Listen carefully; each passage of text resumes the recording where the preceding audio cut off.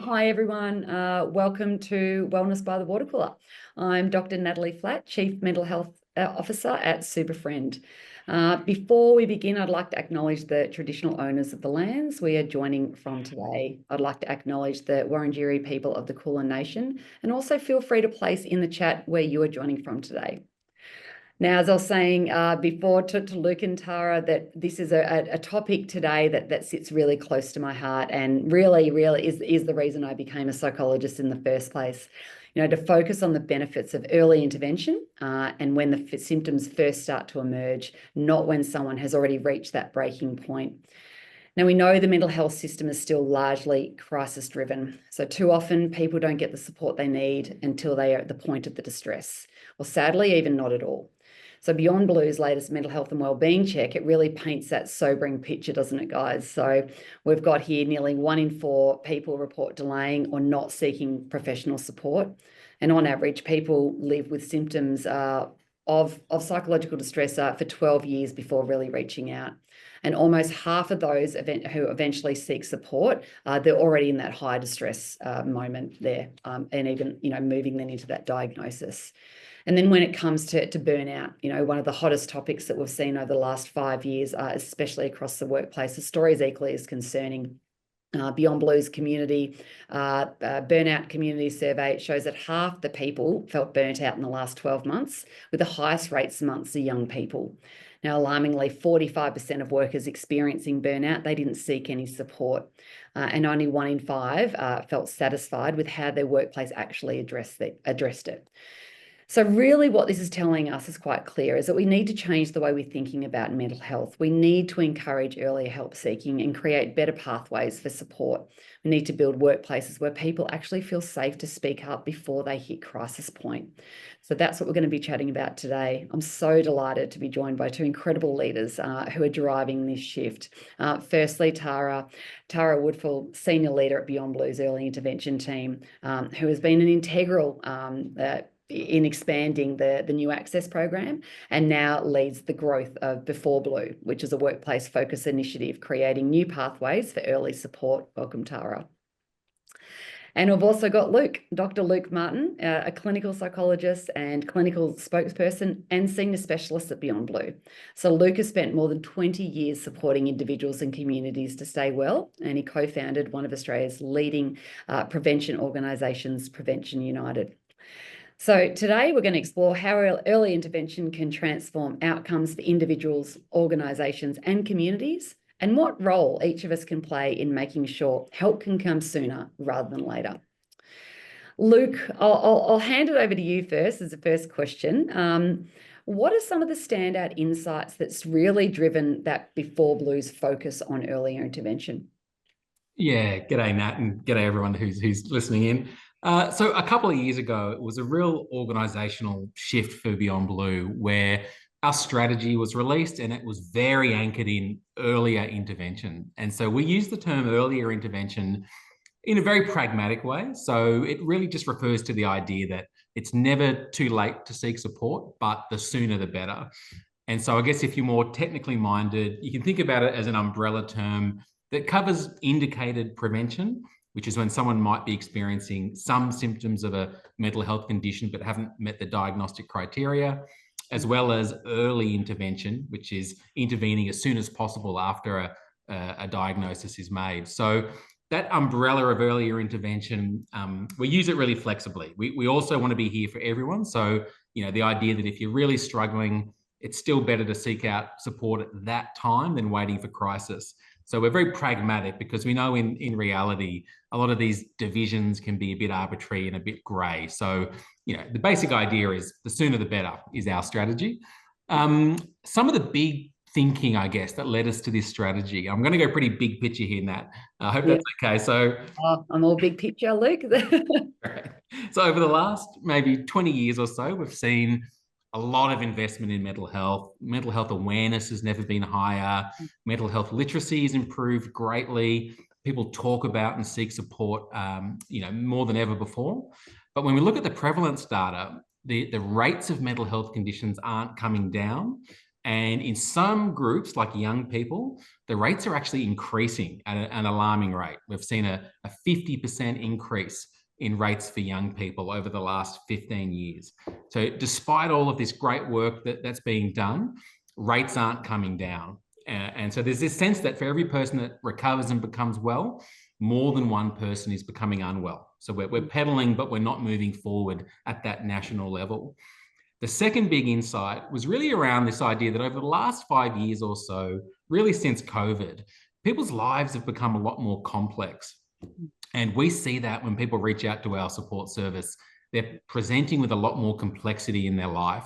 So they still present with those symptoms of depression and anxiety, but it's occurring within a lot more life adversity, a lot more life stress.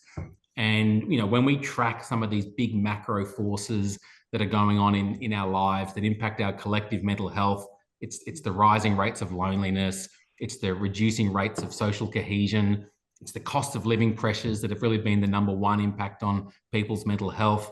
There's a lot of concern about the environment, you know, more extreme weather, concern about climate change. There's kind of geopolitical instability that can kind of erode our belief that the world's a safe, predictable place. There's been a lot of technological advancements. That's a bit of a double-edged sword, but it's come with harms as well. So there's just an awful lot going on in the world that in a way has kind of slightly, you know, elevated our stress response. A lot of people are feeling a bit unsettled. It's created a lot of change for industries, for workplaces. It's wearing people down. And so all of these kind of drivers of people's distress are increasing. And so at Beyond Blue, we think, well, we can't just focus on the distress. We have to look at the root causes and what's underneath it, what's driving this distress in the community. And then the third factor is what you mentioned at the start, Nat. It's this tendency we have to delay seeking support until a crisis point. And the data that you read out, you know, nearly half of people are waiting until they're highly distressed before they reach out. So when we look at all these factors together, it does perpetuate that crisis-driven response. And so Beyond Blue, we think, what's our lane here? What's the most helpful thing we can do based on what we're hearing from the community? And we landed on, we need to help people stay well in the first place. We need to step in those early signs of distress before problems have snowballed and are having a really big impact on someone's life. So now that's a very long answer to why are we focusing on earlier intervention? And I think that you covered so many aspects that it's a multidimensional challenge, isn't it, Luke? You know, and you've got, you know, how the environment actually impacts us, you know, from a neurological perspective on that, like, you know, that we're taking all this in, and that we had this level of complexity on how the world has worked. And, you know, we do a lot of work again around also the next generation and the Gen Zs that are coming in, and their level of distress is, yeah, as you said, is the highest then entering the workplace, along with that level of burnout. But then you need to take in consideration where they've come from, and again, what those stresses are. The longer then you stay within that stress, you know, the greater that erosion is, you know, from the way we can perceive the world, and you know, and then we still have that stigma that we're still trying to battle as well. So no, that was fabulous. But coming back to that lag, really, isn't it? Is that you know, and what you've shown in your data, that the delay across the mental health disorders, 12 years, that is huge. As a child psych, you know, back in the eons, you know, that's when I used to start to see those signs come in, especially before age 12 years, you know, where we can see that 50% of symptoms are really shown before the age of 12.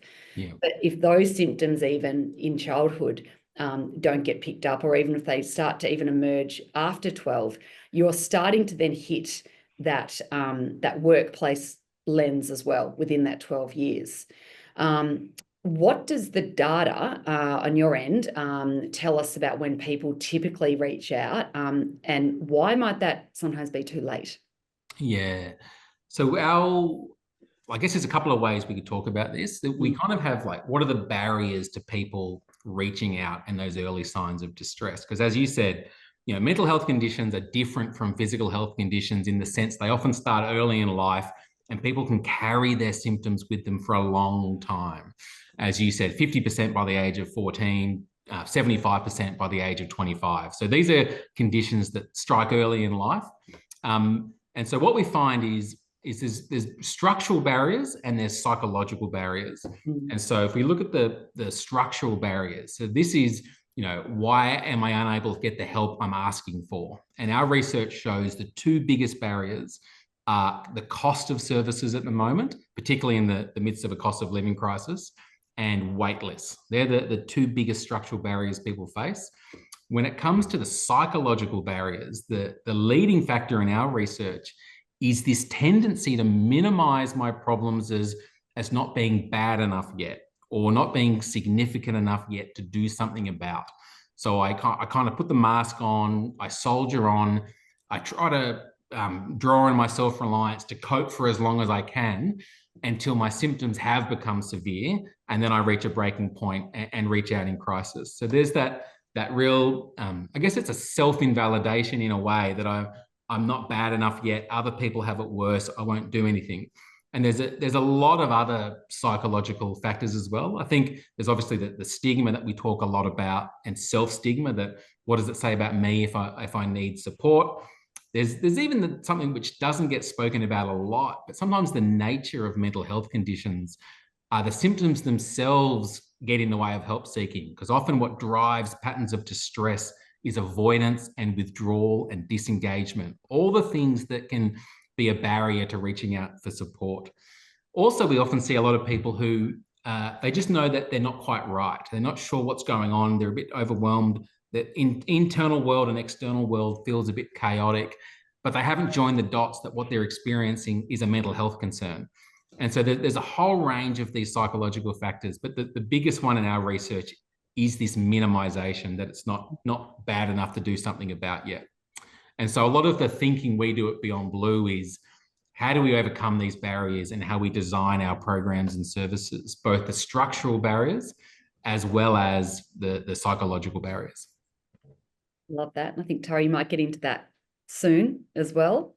Or if not, we can also bring that back in, because that is the biggest, that real wicked problem. And I'm really looking forward to hearing about that too. But looking at again, like, what Beyond Blue has found really works when it comes to getting people to engage before they reach that crisis point. Yeah. I think now I'll probably open with, it's fair to say that we haven't found the magic wand here. I think there is this tendency as humans for us to delay action until a crisis point. And you probably learned it in your training as well, that change happens when the pain of staying the same is greater than the pain of change. And there is this inbuilt tendency we have as humans to delay until a crisis point. But we work really hard to kind of support people to overcome that inherent delaying of action. Again, if we break it down to those two buckets again, so partly it's around how we design our services. And so the first bucket of, how do we create services that are really easy for people to step into in a way that works for them? So when we think about our early intervention services, which we've been running in the community in various forms for over 10 years now, some of the barriers, so cost is a barrier. We make sure they're free to the individual. Wait lists are a barrier. So we have in the service model that people don't wait any longer than 5 days to book in for that first assessment to talk to someone. We know that people are worried about confidentiality. They're worried about sharing their private sensitive health information. So you can refer yourself into the service. You don't need to go via the GP. We know that people really want a professional who gets their situation, gets what's going on in their life. So we recruit a workforce for our early intervention services that, reflect the diversity of the community they're serving. They're recruited so they've got really strong communication skills and can build rapport with people really quickly. In some cases, like our small business owner program, so it's an early intervention coaching service for small business owners, all of our coaches have a background in small business. They know the realities of running a small business. So when clients check into that service, they're working with a coach who gets their world. And that's a real kind of bit of secret sauce. The other stuff we do is more around how do you communicate and promote the service in a way that uses language really effectively. And so we don't talk about it as a mental health service. It's a coaching service to help you handle life pressures, learn some practical skills, get back on track again. So it kind of sidesteps a lot of the stigma that can exist around mental health services.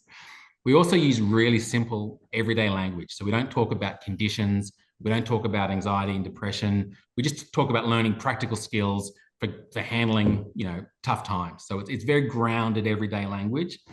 We also do a lot of work to understand the pressure points on the community we're serving. So what are the things, the external demands that people are facing that we can spotlight to show, it's really normal for people to feel under the pump when they're facing these pressures.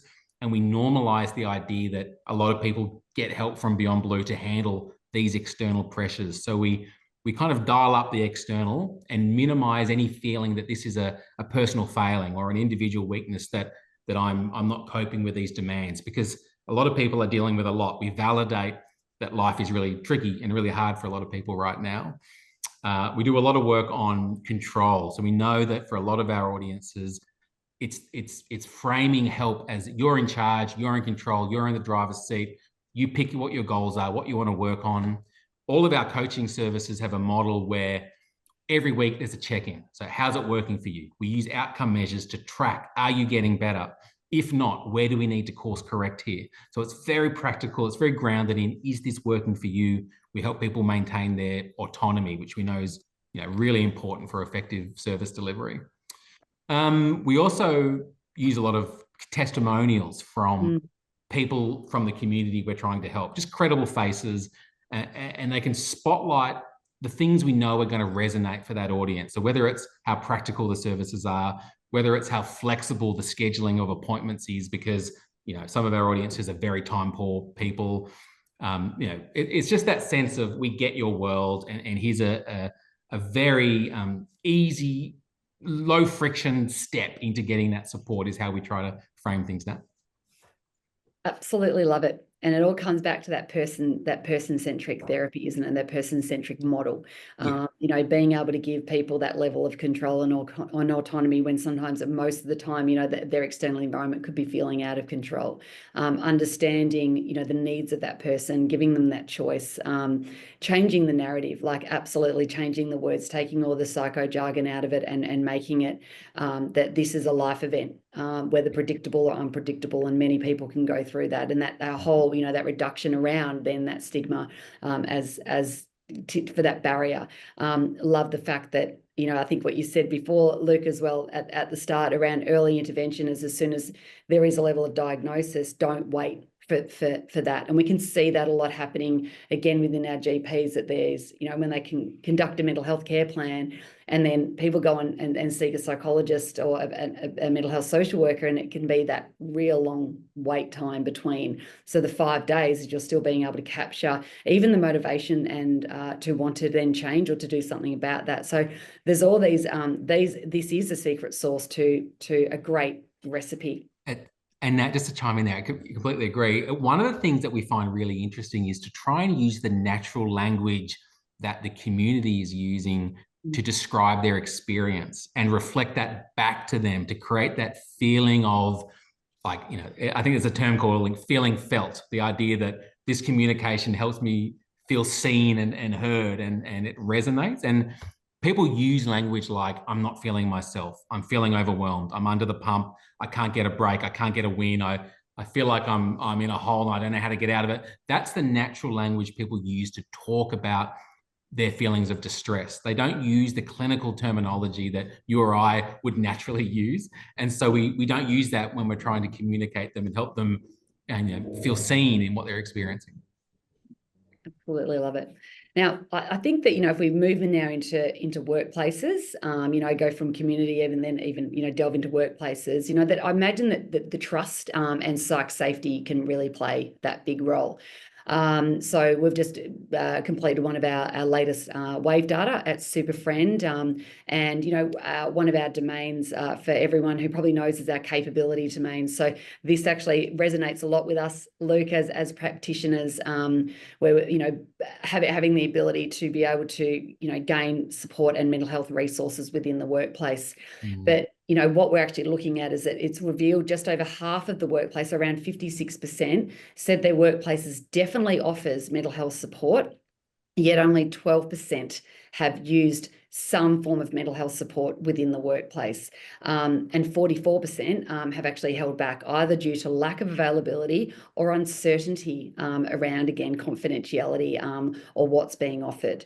We delve in a bit deeper, is that around the last 12 months, employees they're far more likely to seek help outside of work. So then we're actually then seeing that 7%, utilization rate of seeing a professional through the workplace. Again, the top reasons, the concerns about confidentiality, but then also the lack of flexibility and the convenience on that workplace.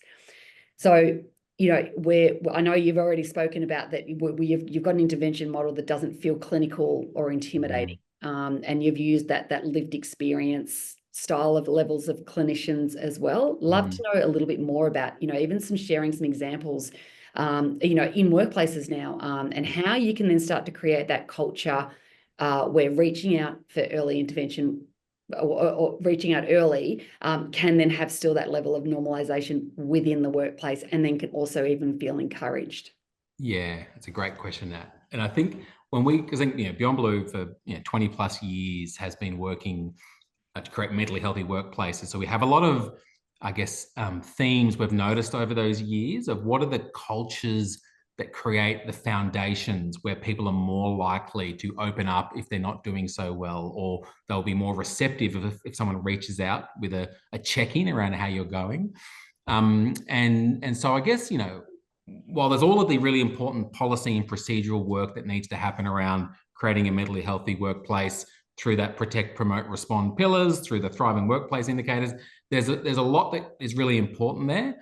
I guess what we've found is it's really the soft skills that the staff use with each other to create that culture of care where mental health conversations are not a one-off thing that happens. It's really, every day we have a culture of looking out for each other, of checking in with each other, of having each other's back. And that creates this supportive environment, which we can talk about it as this, high sense of belonging and social connection. There's psychological safety, there's high trust. There's this feeling that you matter here, that you are seen, that you are valued. I notice you, I affirm you, I show explicitly that I rely on you, that you contribute here.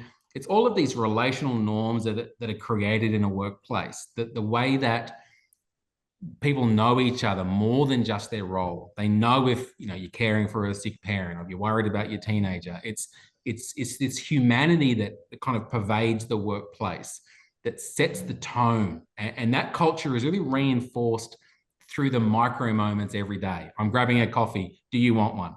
Our head of people and culture, just the other day, I was working through lunch.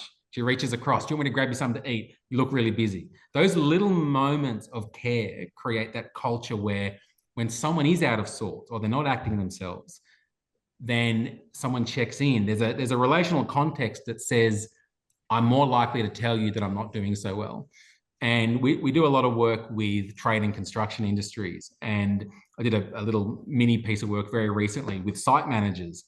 And it was really fascinating how the really effective site managers on a work site, they kind of viewed their team almost like with that old iceberg analogy, where when someone was out of sorts, where they were dropping balls in their work, or they were making mistakes, or they just weren't turning up on time, or they were just being a little bit disrespectful to their colleagues, instead of taking that punitive first response or that corrective first response, the really effective site managers got curious around what's going on for this person, what's under the iceberg. Let me check in on that.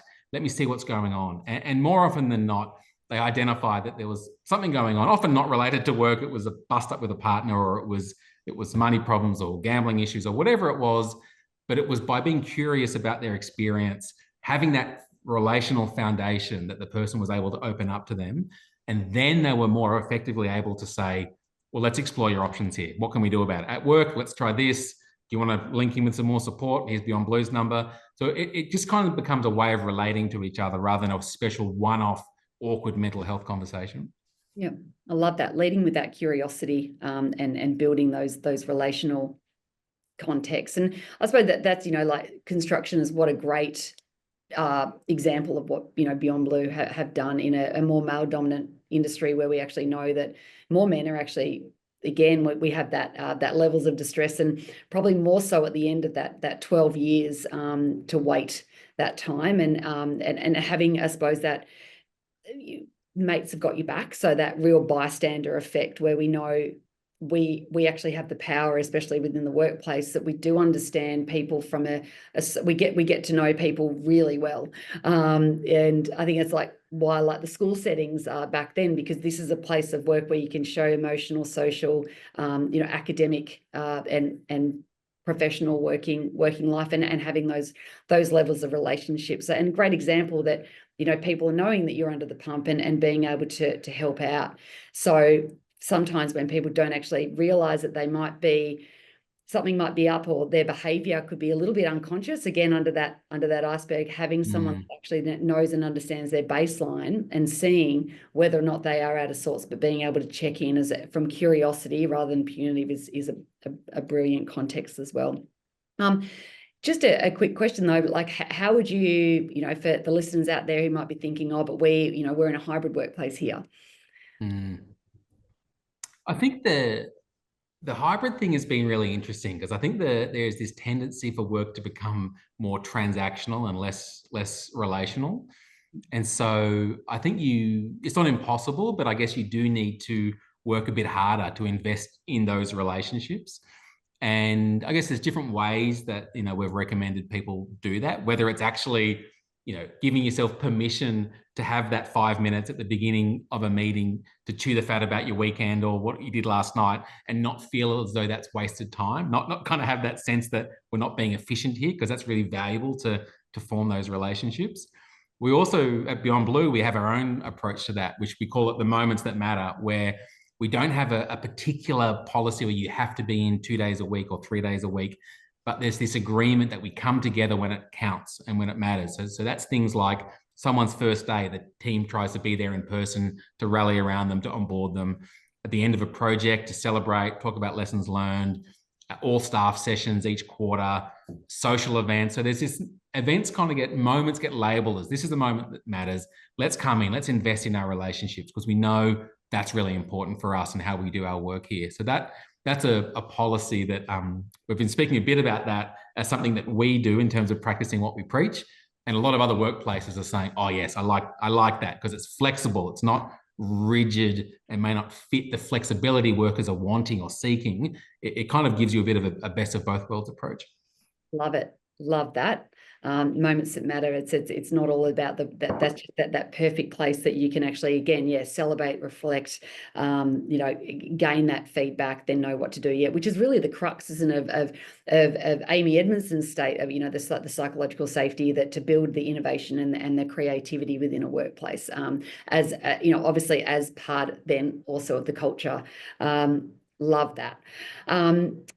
I think I just want to come back to, you know, when you were talking, I suppose you touched on that leadership, like, you know, as well, is that, you know, our latest insights, it has revealed also that when an employee does disclose that they're, you know, struggling with some mental health condition, you know, to their manager or to their leader, what we're actually finding is that the positive manager reactions, or that curious manager reactions, the compassionate, that actually then creates that positive work outcome. So even though we don't, you know, measure, you know, we don't know whether that's strictly causal, we're actually seeing that pattern there. The supportive responses, you know, again, the empathy, the concern, the curiosity, the understanding, and then the practical guidance. So, you know, that having from leaders to make sure that they know that they are a great listening ear, and they're able to then to guide them to the appropriate action. So that takes that pressure off the leaders, which is something that we really have to make sure that, you know, we're showing that, make sure you actually have a great next step, and that you know what that great next step is. But importantly for us, you know, the employees who experiences these positive reactions, they report a tenfold in the higher intent to stay with their current employer, compared to the managers who offered no action or no compassion. So there is a real, you know, even dare I say, an economical benefit for workplaces to be able to equip their leaders in being compassionate. You know, that if we want our great staff, and we want to retain our great staff, and we want to be able to show that we care beyond the work as well. And so our data is even, showing that does pay off as well. So how important is the leadership behavior, and when you're working with leaders in driving the earlier help seeking, and what messages really need to come from the top? Yeah, absolutely huge. Kind of imperative. That Yeah, tone from the imperative. top is a really big piece of the puzzle here. And that leader that's able to kind of show that, mental health is front of mind here. It's something that influences how we make decisions, and sharing with your staff decisions you've made through that mental health lens, that we've made this decision to prioritize over here, to reduce demands there. And the basis of that was because we were thinking about the mental health impacts. Making those decisions explicit can help. I think also a leader that's able to show some vulnerability, who's able to talk about the times where work has impacted them, where life has felt a bit much, and to share that with your team can do wonders in terms of the connection you're able to form with your people. Really important. I think even things like we have an army of lived experience speakers who do incredible work going out into workplaces to share their story, incredibly powerful stories of hope and recovery. And it really normalizes the mental health conversation for a workplace leader to say, hey, mental health matters here. Let's gather around, hear the story, because we know that affects people in our workplace as well. It's just another way that you can kind of send that message that mental health matters here. Because I think there is a real sense, I'm speaking more anecdotally than data driven, but just the time I spend in workplaces, there can be a cynicism that comes around approaches to mental health. This idea that we do a special day, or we do a special month, or we do things on the side, but it's not really core to how our day-to-day experiences are shaped. And so when a leader is able to lead with that mental health lens and be explicit about how they're doing that, because often I work with leaders that do it really well, but they just don't label it as though that's what they're doing. And I think that idea of being explicit that I'm making these decisions, and one of the filters I'm applying is the mental health of my people, and here's why I've made that decision, can be really, really important. But yeah, ultimately, I agree with everything you said in your question, that leadership is critical. I love that, and I think the leader vulnerability is exactly, it's so important. We'll work with leaders that it's interesting, because when you actually say they'll go, I'm burnt out, I'm overwhelmed, and you say, well, what are you doing to seek support? And they go, well, I'm a leader, I don't need to, I need to be strong for everyone else. And I said, well, actually, you're actually doing the opposite, because you're not actually showing that it's okay for you to also then seek support, or to seek that guidance, because then everyone else will follow. And I love that piece of that, the filtering, and even if you've got leaders that are doing something that is mental health related and for their people, to be explicit about that.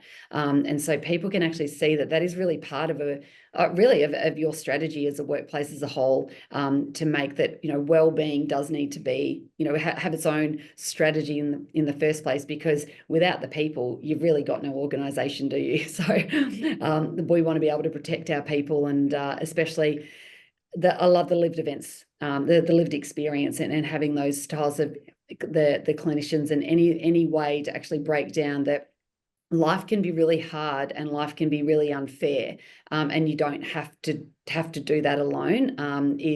Is such, to have that continual opportunity and exposure, and narrative within the workplace. It's not just dedicated to 1 month or 1 day. It really starts to embed that culture, and we see that we see that even through different rates of utilization, that they do go up around September, October, because of these days, which is great.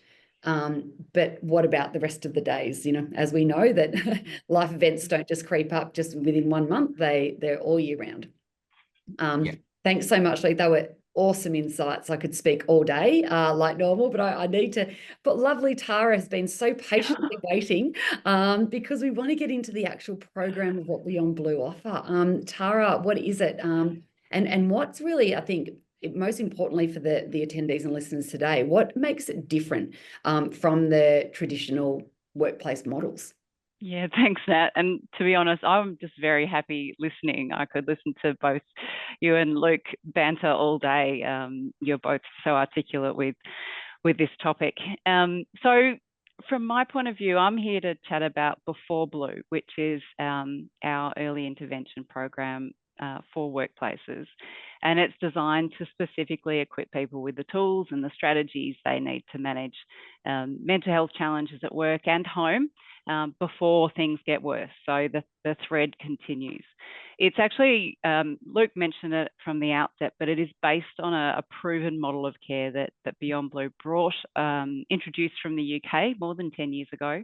So a long time now, and adapted it to the Australian context. And since then, it's been evaluated and evolved in lots of different settings under its original name, New Access, that many people might be familiar with, across community settings, small business, and most recently in the workplaces setting. And it was via a really successful pilot program that Comcare initiated across many of their Commonwealth agencies.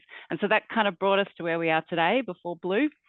We launched this program in October last year, and we are absolutely thrilled to see that we are already seeing some really amazing outcomes for people that have participated. And really importantly, they're equipped to cope with mental health challenges that come their way. Love that. Can you just, like, I suppose, walk us through how a workplace would engage with Before Blue? So what does that journey look like, even for a team member wanting to then access that support? Yeah, so the organisations that participate in Before Blue, they purchase the service and provide the packages available to their employees for free.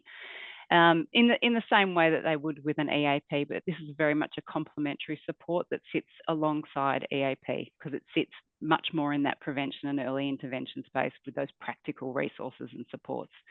So an employee that's participating in the program, they get access to a unique code that their workplace is given, and they log into a secure portal. They create their own account.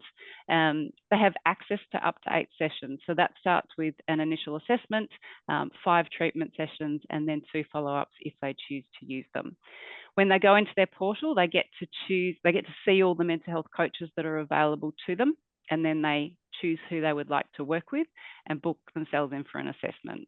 And that they can do all this themselves. As Luke said initially, there's no referral into the program. It's all self-referral, no mental health treatment plan, really, really easy to access quite quickly. And then they go into their initial assessment, and that's quite a really critical first step. And we often describe it as a bit of a soft landing for many people, because it's such a safe, nurturing environment and space for people to go into. So the coach will start, they'll gather some information, they will ask the participant to complete a number of different measures, measurement tools, and that will determine where the person is at. And this is where suitability for the program is also established. And some people, we see around 4% of people, their needs are too complex for this program of support. It uses low intensity cognitive behavioural therapy. So this is not right for everybody, but for most people, the program is a suitable next step. So then they'll work with their coach on what a problem statement is. So the coach will continue to ask questions, and together they'll define what that problem statement is. And to help give it a little bit more context now, I'd just like to share a real problem statement that was given to us from one of our wonderful participants who put their trust in our service and our coaches. And the statement is this: I have panic attacks in social or work situations, leading me to avoid work and social settings or leave early for fear of being the centre of attention and made a fool of. This affects my work and social life. So aside from the fact that that breaks your heart, this person was rated quite severe when they first came in. That said, they were certainly able to be helped by this service. And so together they worked with the coach through the problem. They discussed this person's thoughts, their feelings, behaviours that they had to manage through this experience. And then they set some exit goals. So what is it that this person wanted to achieve by the time they left this program? And one of their goals was this: I will attend work meetings and participate fully for the entire meeting without worrying about being the centre of attention and therefore avoiding the tasks. So while for many people this might seem really trivial and really small, for this person, this is momentous and a huge thing to overcome. So together they then work through how they're going to achieve this goal, what are the activities, what are the workbooks we're going to work with you on, and the practical skills that you will need to practice to get there. And so that kind of wraps up the initial assessment, and then the person moves into the next session. Everyone has access to 5 treatment sessions, and this person actually used all 5. And every session they completed their measurement tools again to see how they're tracking, because it's really important from a clinical governance point of view that the coaches are checking in every single week with the person how they're tracking. Sometimes that person might need to be stepped up at their 2nd or their 3rd week. But it's really important that robust structure sits around the individual and the coach as well. And so, yeah, they move through their sessions and then they have access to 2 follow-ups as well. So you can kind of get a sense that whilst this is a down and dirty snippet of the participant journey, it is a really structured yet very tailored program of support for the person. I love that. It just, you're already building and you've shown for the attendees that you've got that solution focused, goal orientated, it's in complete control. And, you're looking at panic attacks, you're looking at, social anxiety, one of the largest of the anxieties that we can feel. And, being able to manage and get on top of those situations, those symptoms, and have that knowing that you've got that light after at the 5 sessions at the end of the time, this is what you can actually work towards. It gives a lot of hope and then creates that behavior change. That was an awesome example. Thank you so much there. And I think that's probably where the early feedback is one of those great testimonials. But anything else from organisations, like what other early feedback are you hearing? I know it's just launched. Yeah, look, it's just launched, and as we all know this has been going for 10 years, the model of care. We know it works. We've seen amazing outcomes. So, when we launched Before Blue, we were confident that we would see some good outcomes for people, but you never know until you're delivering it. Our workforce is in-house now, which is incredibly exciting for us to be working side by side with these coaches. And we're seeing that participants across the sort of first 9-10 months of operation, they're seeing an improvement in their mental health, which is amazing. They felt heard and supported without judgment. They're more productive and engaged. And as I said before, they're better equipped to cope with mental health challenges. So we start to see that sustained improvement over time, and when people are better equipped. And pleasingly for us, they're happy to recommend it to others, which is another nice organic way to build the uptake and to build support for people in an organisation. And I guess so that's from an individual point of view, and then from an organisational point of view, we are so well aware of the load that HR, work health and safety, wellbeing teams are carrying at the moment. It seems to be escalating every day from a system level and an employee level point of view. And I admire the work that these people are doing daily. So it is our job to do what we can to positively impact and equip the individual in this, and which then can indirectly support the organisation, as you said earlier. From our business customers, we're really heartened to hear how the introduction of this program has given their workers a much needed choice. I've heard organisations talk a lot around there's a gap we need to fill here. EAP is doing an amazing job, but there is a gap. And it seems that Before Blue is giving that choice and filling that gap for many organisations. We're also really lucky and thankful that our Beyond Blue brand can give confidence and trust and open doors for people and really overcome some of the stigma for many employees, which is wonderful. And the business customers we are working with, we absolutely acknowledge that this is a commitment they're giving to their workers, by really encouraging them to seek help early. Not all organisations are able to do it, but geez, the organisations that are, they're real early adopters and they're pushing for this more proactive support, which is amazing.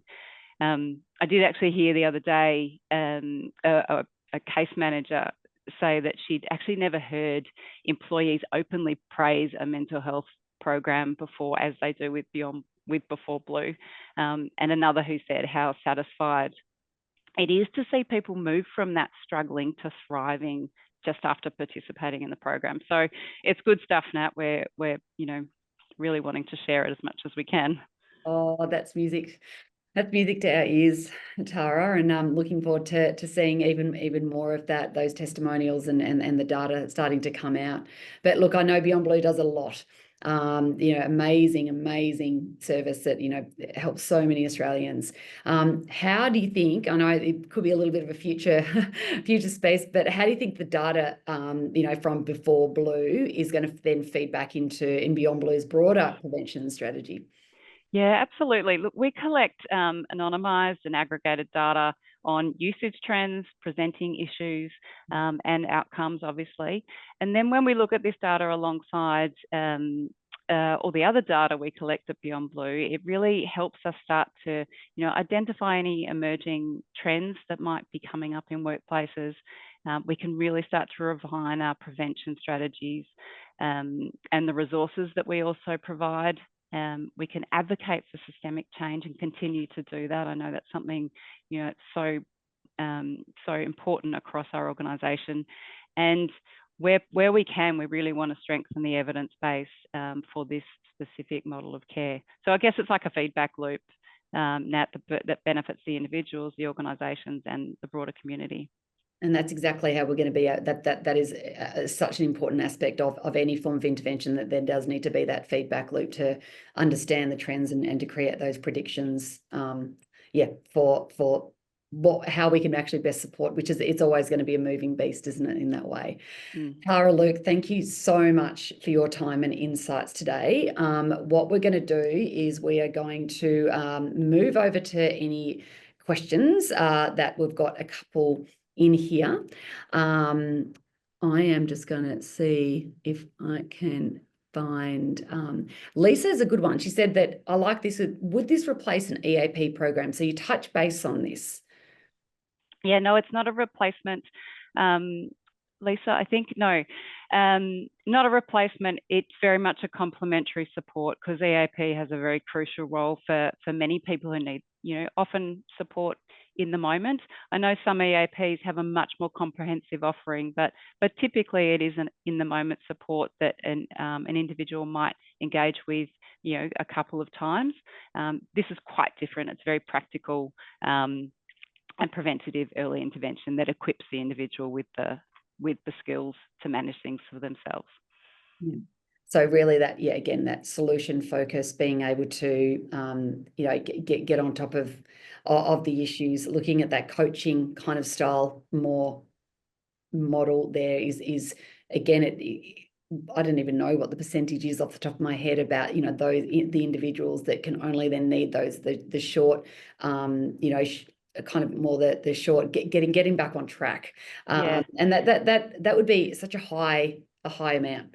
We're looking at the ERP usage is so low. There's a lot of work that continually needs to be done around the branding of an employee assistance, but sitting it side by side and use it as a coaching model, it provides such a great positive goal-orientated way that many people want to be able to thrive, but also still want to be able to learn, and knowing that across every generation we want that opportunity of purpose and meaning in the work, but then also that I suppose that professional and personal development too. So you can really tap into that. And look, at its core, Nat, it really is a guided self-help program. So it goes much deeper than often people go into with an EAP program. Yeah. And I think, sorry, Nat, just to chime in as well, because I've worked in kind of lots of different places and settings. I think one of the things that's really unique about the service model of Before Blue and New Access and NASBO, our kind of 3 early intervention coaching services, is I think its strength is how focused it is. it's very surgically focused on a workforce that knows its scope of practice and very intentionally identifies those early patterns of distress that can snowball and tackling those with very targeted strategies. So it probably isn't as holistic as an offering as EAP would provide, but it does what it does incredibly well. And one of the things that surprises people is in mental health services, there's not a lot of mental health outcome data that is often reported. Often it's how many people has the service seen, what's their satisfaction with the service. But this early intervention service model has recovery rates of 7 out of 10 people are recovering from their anxiety and depression. 90 odd percent are reporting, statistically significant, practical improvements in their symptoms. So its strength is how focused it is, which I think is quite a unique offering as well. And we want to wrap that into, what we're then seeing around retainment. I mean, we could, you overlay that data down the line, you're seeing that because people have got a culture where they've got, the compassionate leaders that's got this offering, and then you actually have that ability to see that, from a positive outlook, because people are happy with who they are, how they're growing, they're able to stay within that workplace a lot longer, and so you're gaining that level of retainment. So there's an economical value to this, and not only that, it's also the positive impact that when they're not having that on the community, that overflow, which again is what we're actually seeing in our data. So people accessing it, and the support within the workplace, they're getting before, their signs of distress become, too great. So you're getting it earlier, and then that impact is far less again on our community, and again, especially on one of our most vulnerable industries is that healthcare. So this is great. I'm really looking forward to continually watching the growth of Before Blue. And thank you so much for your time and insights today. It's been incredible. I could talk all day, and so valuable to learn more about the Before Blue program. For workplaces, one of the powerful things that we can do is really measure where we're at and take the deliberate steps. So this is what we do at SuperFriend. It's exactly what our Thriving Workplace Index helps people do. It's really practical and evidence-based to understand the current state of mental health and wellbeing, to identify, where the clear causes of actions are. So I think Steph's placed a little link in the chat box. And also to connect into more information about the Before Blue program. I think there was a couple of questions about the cost. I presume that would be around the size of the organisation. So I can ask that. A good way to start is to click on that link. Thank you so much for joining us at Wellness by the Water Cooler. Let's keep building workplaces and also those communities where people can really reach out, feel supported and truly thrive. Thanks again, Tara and Luke. Appreciate it. Thanks, Nat. Thanks, Nat.